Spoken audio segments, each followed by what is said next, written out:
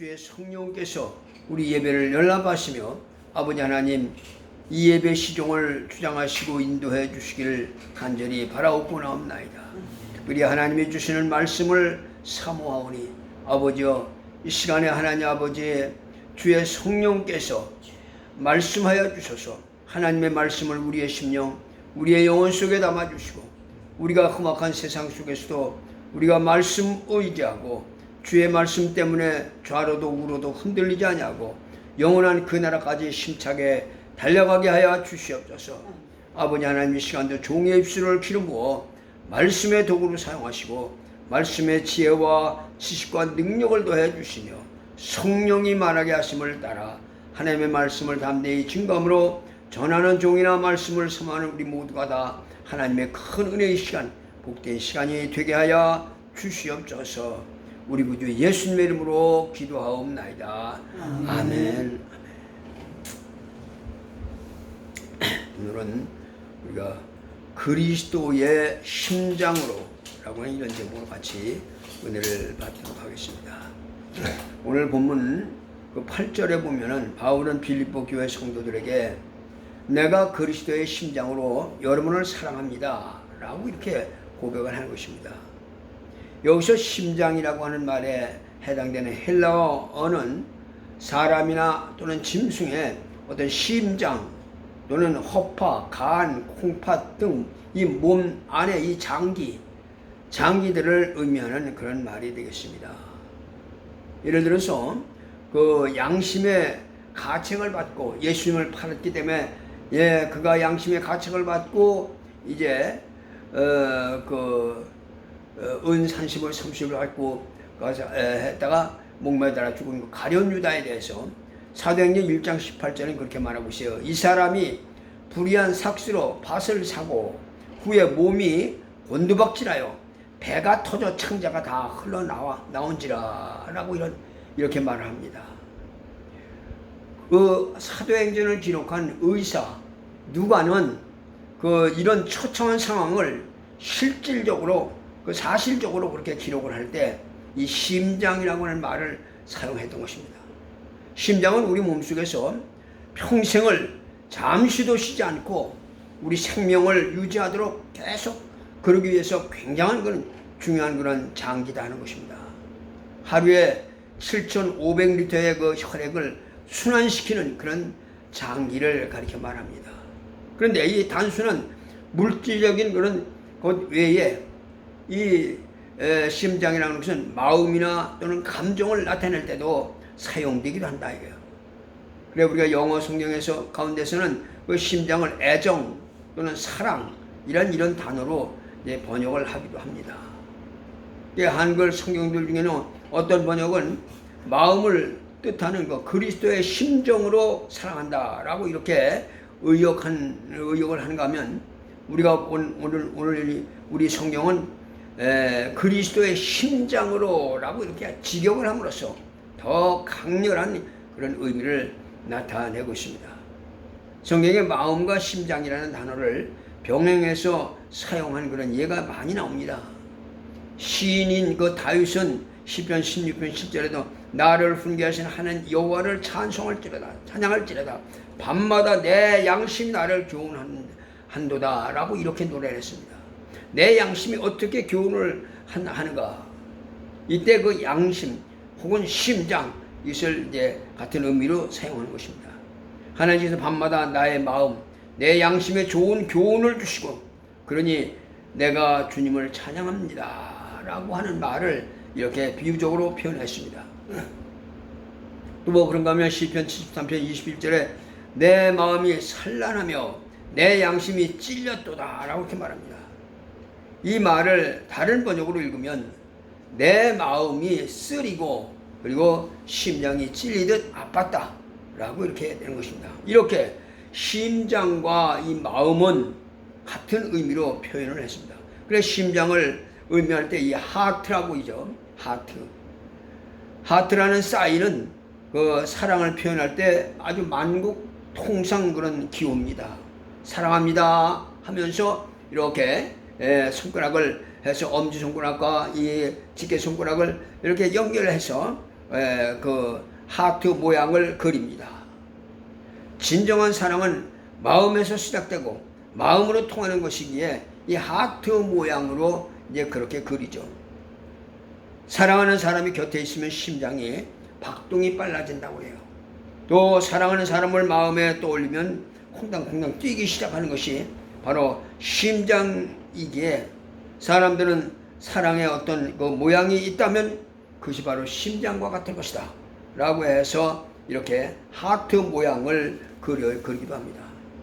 바울은 빌립보 교회 성도들에게 내가 그리스도 예수의 심장으로 너희 무리를 어떻게 사모하는지를 하나님이 내 증인이시다 라고 아주 이렇게 그 뜨거운 사랑을 전했습니다.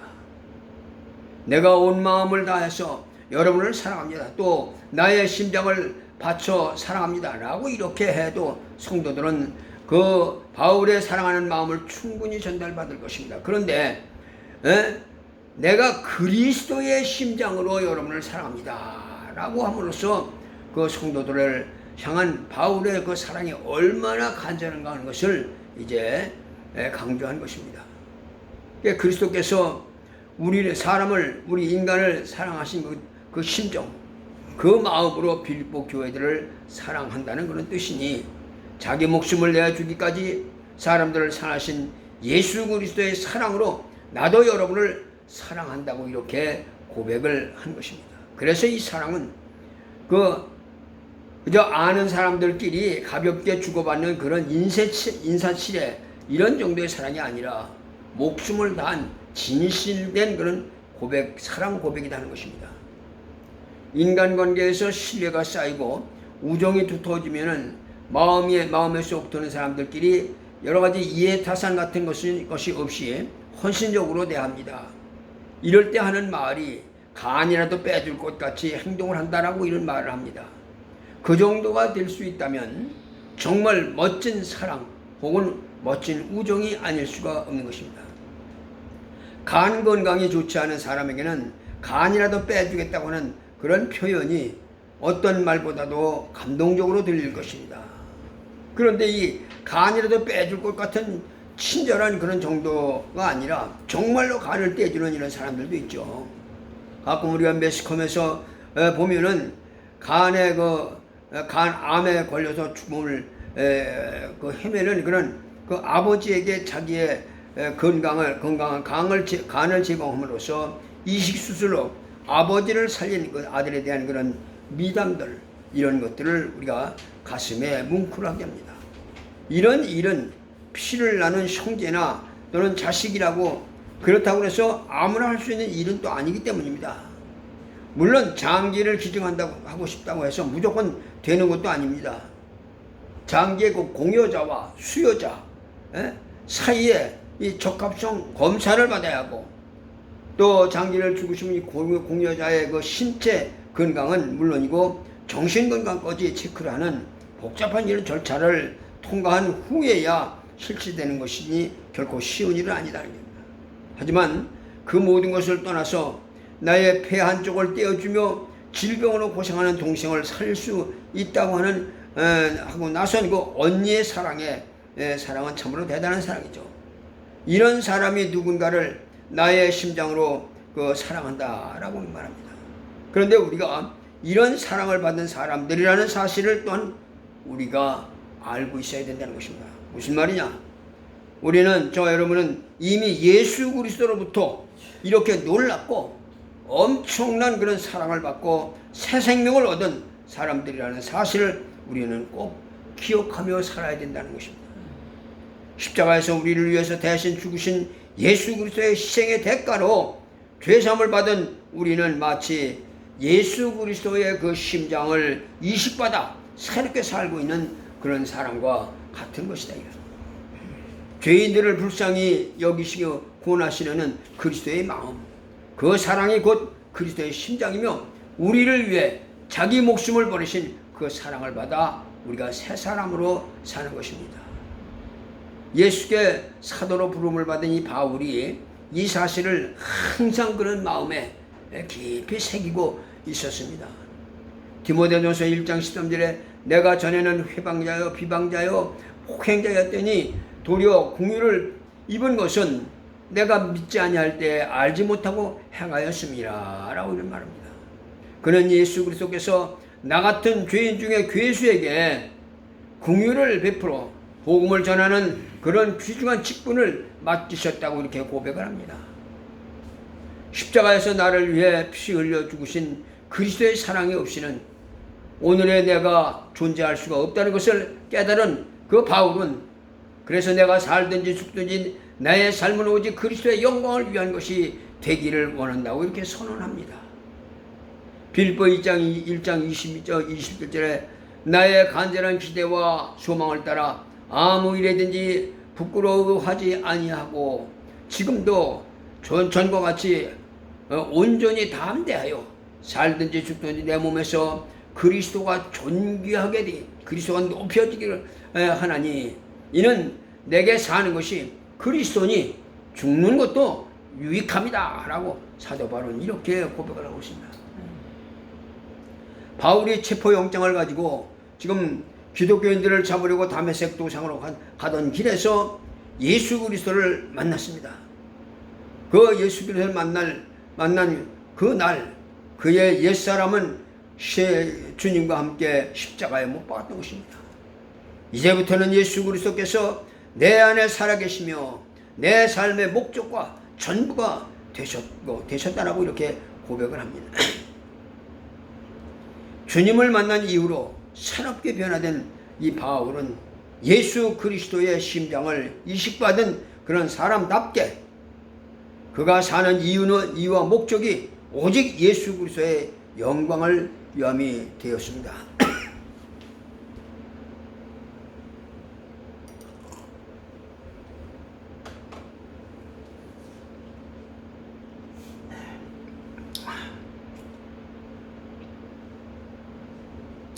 주님을 만난 이후로 새롭게 변화된 바울은 바로 예수 그리스도의 그 심장을 이식받은 사람답게 그렇게 바울이 빌립보 교회 성도들에게 내가 여러분을 그리스도의 심장으로 사랑한다고 할 때 그 사랑은 이런 배경에서 나온 그런 고백이었다는 것입니다. 그리스도께서 나 같은 죄인을 사랑하신 그 마음 그리고 내가 그리스도를 사랑하는 그 마음으로 여러분을 사랑한다라고 이렇게 고백한 것입니다. 바울은 아시아와 또 유럽 지역에 전도 여행을 다니면서 수많은 수많은 성도들을 만나고 가는 곳마다 아는 그런 교회들을 개척을 했는데 그 중에서도 이 빌립보 교회에 대한 바울의 애정은 아주 각별했습니다. 바울이 빌립보 교인들에게 보낸 편지의 내용 속에 그들을 아끼고 사랑하는 그런 마음이 잘 담겨 있는데 그 사도행전 16장에 보면은 바울과 이 빌립보 교회의 교제가 어떻게 시작되는가 하는 것을 그곳에 교회에 설립된 그런 배경이 자세히 잘 기록되어 있습니다. 바울이 제2차 전도 여행을 떠날 때 주로 아시아 지방을 다니며 더 많은 지역을 방문해 전도를 하려고 계획을 세웠습니다. 그런데 예수의 영이 그의 길을 가로막고 바로 바울의 일행을 유럽으로 바로 인도를 한 적이 있습니다. 그 바울이 하루는 밤중에 환상을 봤어요. 사도행전 16장 9절에 보니까 그랬어. 밤에 환상이 바울에게 보이니 마게도냐 사람 하나가 서서 그에게 청하여 이르되 마게도냐로 건너와서 우리를 도우라 하거늘 하고 이렇게 말합니다. 마게도냐 사람 하나가 나타나서 그 마게도냐로 건너와서 우리를 도우라는 것이었습니다. 요청을 받은 바울은 전도 여행의 행로를 바꿔서 배를 타고 에게해 건너 마게도냐의 첫 번째 성에 도착을 했는데 그곳이 바로 빌립보였습니다. 거기서 안식일이 됐을 때 기도할 장소를 찾던 바울은 옷감장사 루디아를 만나게 되었습니다. 그래서 사도행전 16장 14절에 그랬어요. 두아디라시에 있는 자색 옷감 장사로서 하나님을 섬기는 루디아라는 한 여자가 말씀을 듣고 있을 때 주께서 그 마음을 열어 바울의 말을 따르게 하신지라라고 이렇게 말합니다. 그래서 루디아와 그 온 집이 세례를 받고 그리고 빌립보 성의 첫 번째 성도가 됩니다. 마음이 감동된 루디아는 바울의 일행이 자기 집에 머물러 있기를 간청을 했고 이렇게 해서 그 루디아의 집은 빌립보 지역에 복음을 전하는 선교센터가 되었습니다. 그리고 바울과 실라는 빌립보 성에서 귀신이 들려 점치는 여인을 예수 그리스도의 이름으로 고쳐준 일 때문에 억울한 누명을 쓰고 관청에 끌려가 심하게 매를 맞고 감옥에 갇히기도 했습니다. 그러나 그날 밤중에 감옥에서 벌어진 기적은 빌립보에 복음이 확산되는 특별한 기회였습니다. 사도행전 16장 31절에 했죠. 주 예수를 믿으라. 그리하면 너와 내 집이 구원을 얻으리라. 라고 하는 그런 말씀을 들은 그 감옥의 간수가 바울과 실라를 자기 집으로 데려다가 맞은 상처를 다 씻겨줬습니다. 그리고 그 밤에 그의 온 집안 식구들이 모여서 바울로부터 복음을 듣고 예수를 믿게 되었습니다. 이것이 바로 빌립보 지역의 바울의 특별한 만남이었고 바로 그곳에서 교회가 설립된 동기가 되었습니다. 성령께서 바울 일행의 길을 막아 아시아로부터 마게도냐로 인도하신 것은 바로 빌립보 지역의 사람들을 비롯하여 그 유럽의 영혼들을 구원하시고자 하는 그리스도의 사랑이었습니다. 이 만남을 시작으로 바울은 제3차 전도여행 때도 이 빌립보 성을 다시 지나가다가 그 지역의 복음을 전했고 또 빌립보의 성도들은 바울의 여행에 필요한 그런 물품들을 여러 차례 그런 선물로 보내주었습니다. 이렇게 해서 빌립보 교회는 전도 여행으로 수고하는 바울의 그 일행에게 실제적인 그런 후원과 격려를 전해주는 그런 교회가 되었습니다. 바울은 성도들의 기도와 후원의 깊은 감사를 전하며 끈끈한 그런 교제를 이루었습니다. 빌립보 4장 15절 이하에 보면 빌립보 사람들아 너희도 알거냐 복음의 시초에 내가 마게도냐를 떠날 때에 주고받는 내 일에 참여한 교회가 너희 외에 아무도 없었다. 데살로니가에 있을 때에도 너희가 한 번뿐만이 아니라 두 번이나 나에 쓸 것을 보내줬다라고 했습니다. 그러니까 빌립보 교회가 그리 큰 공동체, 큰 교회는 아니에요. 물질적으로도 풍성한 그런 교회는 아니지만은 바울의 그 선교 활동을 위해서 여러 번 그런 물질을 나눈 그런 교회였다는 것입니다. 바울이 빌립보 교회에게 말하기를 빌립보서 4장 17절에 내가 선물을 구함이 아니요 오직 너희에게 유익하도록 풍성한 열매를 구함이니라 라고 이렇게 말했던 것입니다.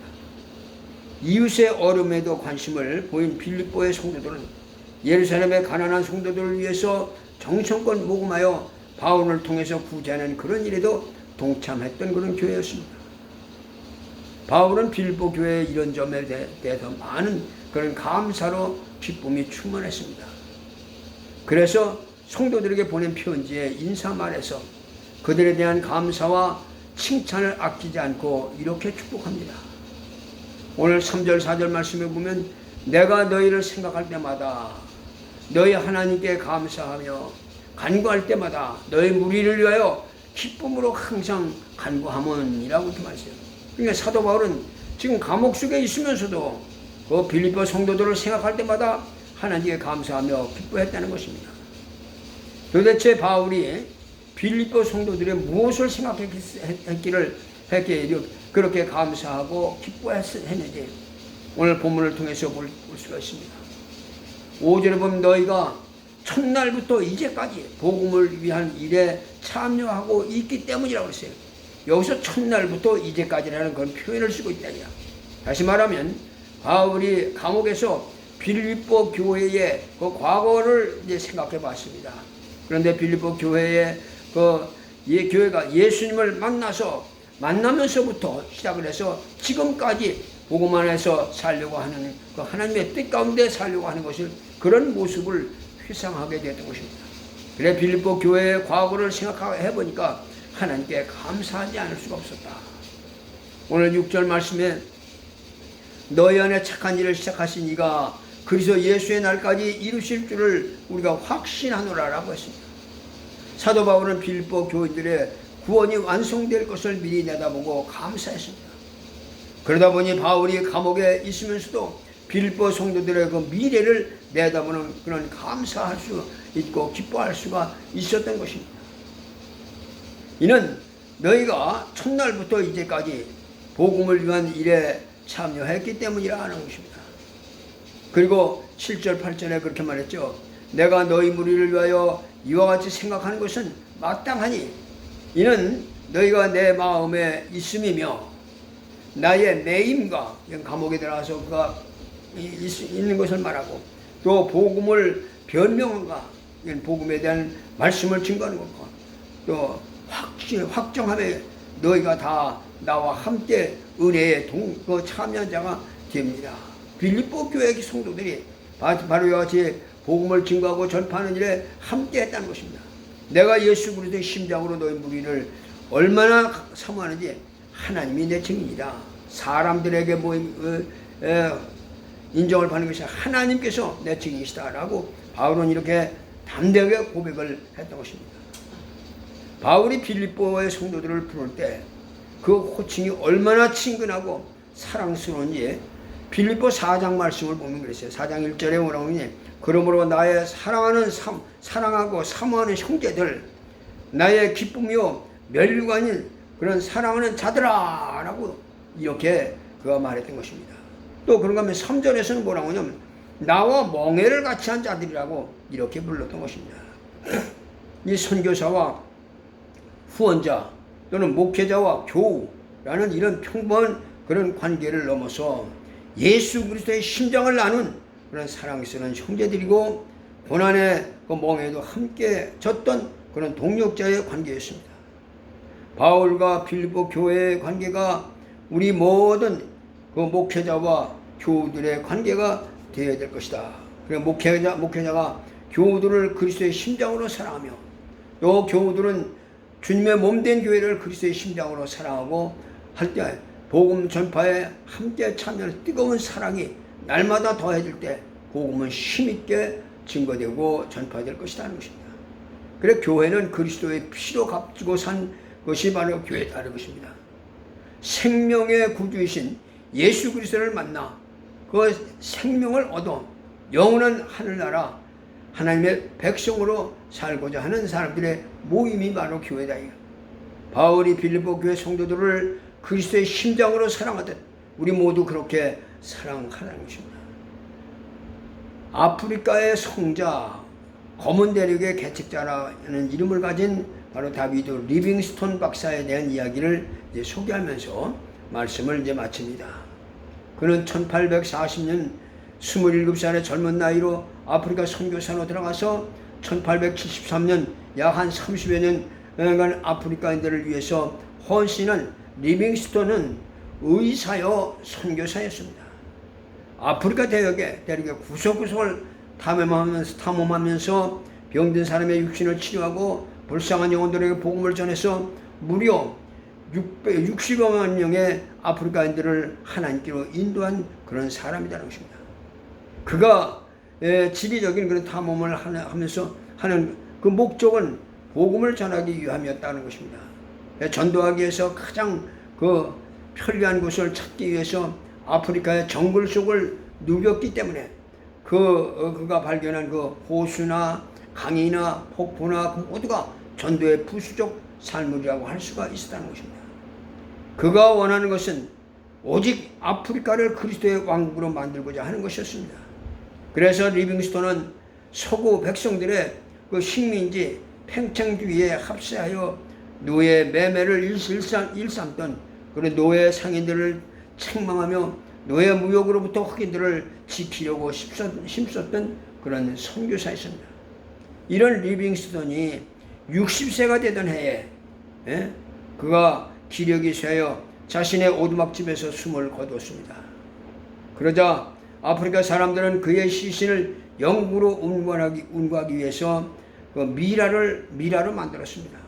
그리고 사람들은 그를 존경하는 마음으로 그의 심장을 그 나무의 땅에 나무 아래 묻겠다고 이렇게 했습니다. 그래서 2,400km나 험한 그런 정글을 헤치고 그의 시신을 해안으로 운반을 했습니다. 그리고 장례식은 영국의 웨스트민스터 사원에서 국장으로 치러졌다는 것입니다. 리빙스턴이 죽은 후에 아프리카는 기독교가 들어갈 수 있도록 그냥 문을 활짝 개방하여 복음이 그 땅에 활발하게 전해지게 되었다는 것입니다. 심장을 선교지에 묻은 이 리빙스턴은 지금까지 아프리카 사람들의 완전히 성자로 기억이 되고 선교의 모범이 되었던 것입니다. 오늘 사도 바울은 빌립보 교회 성도들의 그 지난 과거, 현재, 미래를 생각해 보니까 기쁨이 가득할 정도로 그 주 안에서 살고 있었습니다. 주님 보시기에도 부끄러움이 없이 감사와 기쁨은 예수를 믿는 사람들의 특징이어야 한다는 것이죠. 사도 바울은 빌립보 성도들의 과거를 생각해 보니 기쁨이 가득했습니다. 오늘 우리의 모습을 생각해 보니 즐거움이 가득하고 빌립보 교회의 그 미래를 생각해 보니 기쁨이 있었다라고 했습니다. 그리스도의 심장으로 복음을 전하며 그 마음으로 교회와 성도들을 섬하는 사도 바울의 사랑이 우리를 위해 십자가에서 죽으신 그리스도의 사랑인 것입니다. 이 사랑이 담긴 바로 그리스도의 심장이 오늘 여러분과 나에게 충만할 수 있기를 주의 이름으로 축원합니다. 기도하시겠습니다. 살아계신 우리 아버지 하나님, 크신 은혜와 사랑을 감사합니다. 참으로 하나님 아버지, 십자가에 피 흘려 아버지 하나님 우리의 모든 죄를 도말하시고 살을 갈기갈기 찢어 우리의 생명의 떡이 되신 예수 그리스도의 그 희생과 그 심장을 아버지 우리의 심령 속에 담아주셔서 정말로 우리가 예수 그리스도의 심장으로 영혼들을 사랑하고 주님을 사랑하고 하나님의 교회를 사랑하고 하나님 나라를 사랑하며 아버지의 뜻을 이루는 귀한 삶을 살 수 있도록 축복하시고 인도해 주시옵소서.